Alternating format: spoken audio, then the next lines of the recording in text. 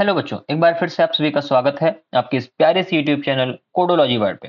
Friends, Python course के अंतर्गत आज की इस वीडियो में हम लोग बात करने वाले हैं रिकर्सन के बारे में कि रिकर्सन क्या होता है और रिकर्सन का इस्तेमाल करके कैसे आप अपने फंक्शन को बहुत कम शब्दों में डिफाइन कर सकते हो। ठीक है ना। अगर डेफिनेशन की चर्चा कर ली जाए बच्चों, तो रिकर्सन यहाँ पर मैं लिख देता हूँ, it is a process of defining, आप इसको लिख लीजिएगा, of defining something in terms of itself, in terms of itself. ठीक है ना, इन टर्म्स ऑफ इटसेल्फ। ये आपका क्या हो गया, रिकर्सन की डेफिनेशन हो गई।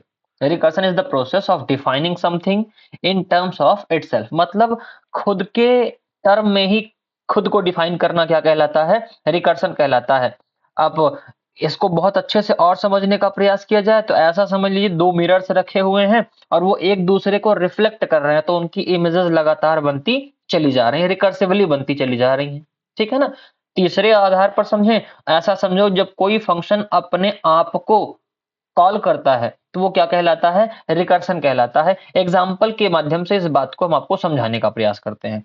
हमने एक फंक्शन यहाँ पर बनाया, फैक्टोरियल नाम का फंक्शन बनाया। किस नाम का, फैक्टोरियल नाम का। और फैक्टोरियल निकालना, मुझको एक नंबर n दिया है। ठीक। अब मैं यहाँ कहता हूं अगर जो n की वैल्यू है बच्चों वो कितनी हो, 1 हो, तो क्या रिटर्न करे, तब रिटर्न कर दे 1 को ही रिटर्न कर दे। ठीक है ना। वरना यहां पर लगाऊंगा एल्स, एल्स में क्या करना है, एल्स में उसको रिटर्न करना है, रिटर्न क्या करे, वो रिटर्न करे n इंटू, ध्यान से समझिएगा यही समझने वाली बात है, n into fact n minus one, fact n minus one. ठीक है ना। ये वो रिटर्न करके दे। इतनी कहानी आपको समझ में आ गई होगी। अब यहां पर हम बाहर आएंगे और बाहर फंक्शन के बाहर हम निकल आए और यहां पर हमने एक नंबर वो यूजर से ले लिया। नंबर में हमने कहा इंट, इंट के बाद यहां पर कह दिया इनपुट, और इनपुट पे कहा inter a number, inter a number. ठीक है ना। यूजर से हमने क्या ले लिया, नंबर ले लिया। अब मैं प्रिंट करा देता हूं, यहां पर मैंने कहा प्रिंट द फैक्टोरियल इज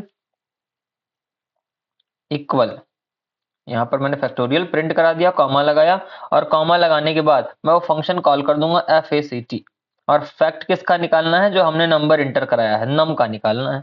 ये इतना प्रोग्राम हमारा बन गया। इसको मैं सेव कराता हूँ बच्चों, और सेव करा के इसको मैं कराऊंगा रन। रन कराने पर आप देखोगे इसका आंसर क्या आएगा। यहाँ पर हमने रन करा दिया, हमसे कह रहा है एक नंबर एंटर करिए, मैंने 5 एंटर कर दिया और हमको फैक्टोरियल कितना मिल गया, 20 मिल गया है।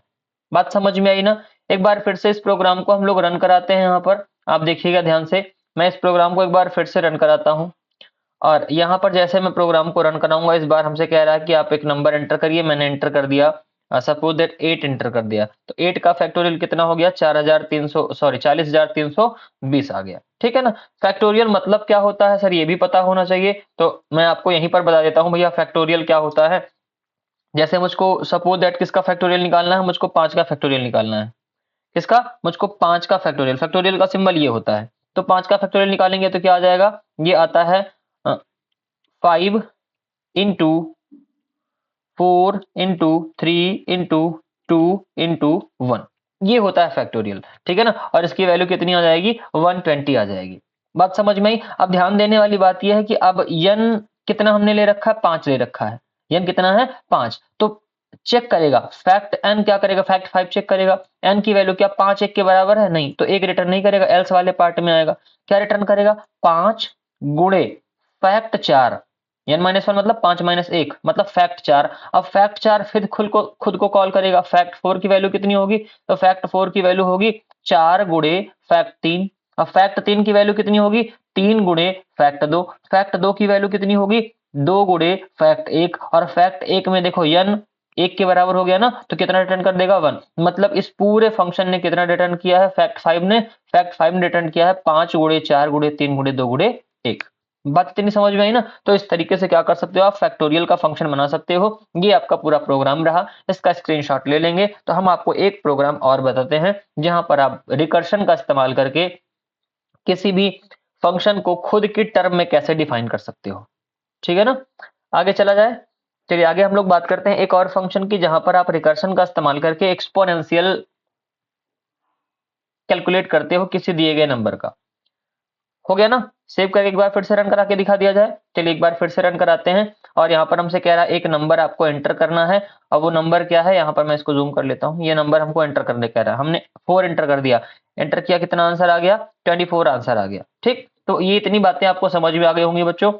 अब एक और प्रोग्राम बनाते हैं हम लोग, जहां पर वो प्रोग्राम आपसे क्या कह रहा है, एक्सपोनेंशियल निकालना है।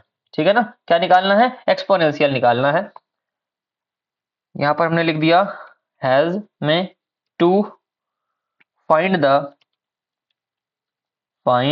The power of a number using recursion.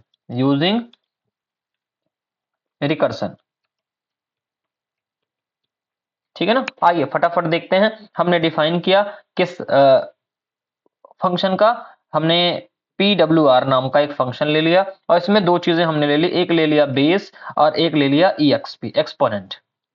Base और एक्सपोनेंट ले लिया। अब हमने कहा अगर भैया जो हमारा एक्सपोनेंट है EXP वो कितना हो, वो एक हो, कितना हो, एक हो, तब क्या करो, तब रिटर्न कर देना किसको, तब रिटर्न कर देना आप बेस को ही। किसको रिटर्न कर देना, बेस को ही रिटर्न कर देना। फिर लगाया इफ, और इफ में कहा अगर EXP जो है ना वो एक के बराबर ना हो, वो एक के बराबर ना हो, EXP डज नॉट इक्वल एक, तो आपको क्या रिटर्न करना है, तब आपको वहां पर रिटर्न करना पड़ेगा बेस इंटू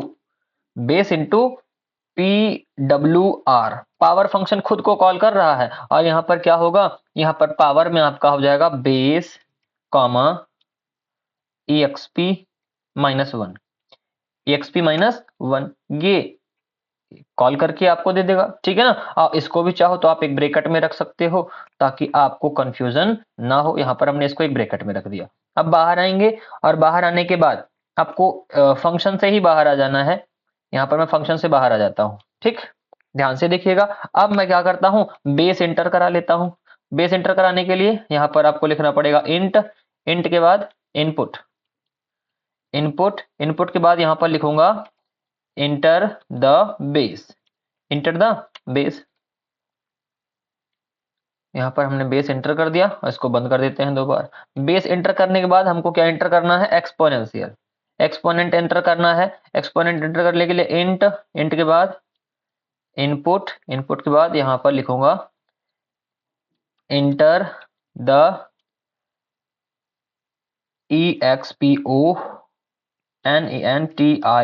एक्सपोनेंशियल वैल्यू।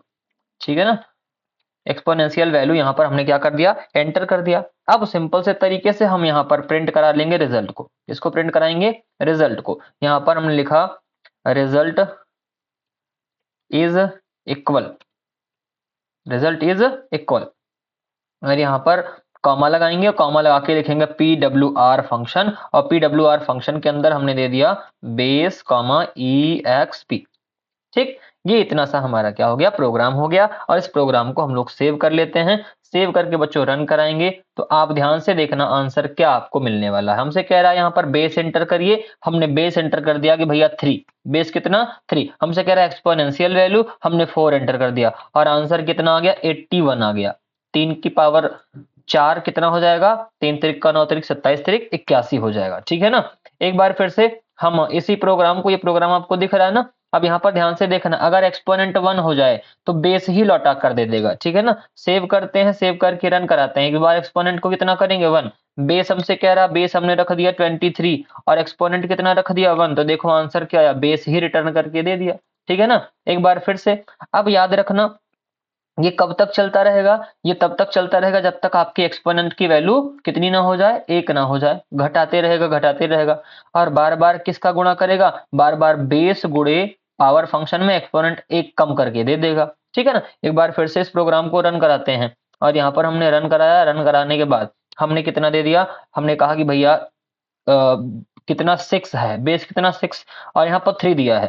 तो ध्यान से देखना, 6 छंग 36 और 36 छंग का 216, 216 यहाँ पर आंसर आ गया। सर ये कैसे आ रहा है, जरा ध्यान से इसको समझने का प्रयास करना। आपको पता है PWR जो है ना, वो PWR क्या है, 6,3 है, 6,3। अब ये रिटर्न क्या कर रहा है, ध्यान से देखना, ये रिटर्न कर रहा है हमको बेस इनटू PWR 6,2, 6,2 ये रिटर्न कर रहा है। अब ये भी क्या रिटर्न करेगा, तो ये रिटर्न करेगा भैया पावर 6,2 क्या रिटर्न करेगा, तो 6 गुणे PWR 6,1, 6,1। अब देखो पावर एक्सपोनेंट कितना हो गया, 1 हो गया ना, जब एक्सपोनेंट 1 हो गया तब ये क्या रिटर्न करेगा, बेस भी रिटर्न करके दे देगा। तो 6 इंटू 6 इंटू 6, और ये बराबर किसके आ जाएगा, 216 के आ जाएगा। इतनी बात समझ में आई ना, यही इतना सा काम आपको यहाँ पर करना था, और ऐसे ही आपका रिकर्सन काम करता है, ठीक है ना। तो इस प्रोग्राम को भी आप लोग नोट कर लेंगे, इसका भी स्क्रीनशॉट ले लेंगे। आई होप रिकर्सन आपको समझ में आ गया होगा। मतलब कहानी क्या है कि कोई फंक्शन जब डिफाइन कर रहे हो ना, तो वो खुद को ही अपने डिफिनेशन के अंदर ही खुद को कॉल कर लेता है। यही प्रक्रिया क्या कहलाती है, रिकर्सन कहलाती है। तो ये बात आपको इतनी समझ में आ गई होगी। अगर वीडियो पसंद आई है तो वीडियो को लाइक करेंगे, चैनल को सब्सक्राइब करेंगे, और हम मिलते हैं आपसे एक ऐसी ही और शानदार वीडियो में। अभी के लिए इतना ही। Take care, bye bye.